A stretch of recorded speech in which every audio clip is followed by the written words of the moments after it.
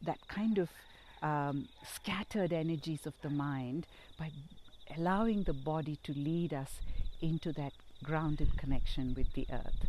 So I hope that this helps you in these times. It's a very simple practice, and you can do it whenever and wherever you feel that you just want to connect back into that downward pull of the earth, which is always there. That's why we are here, tethered to the earth.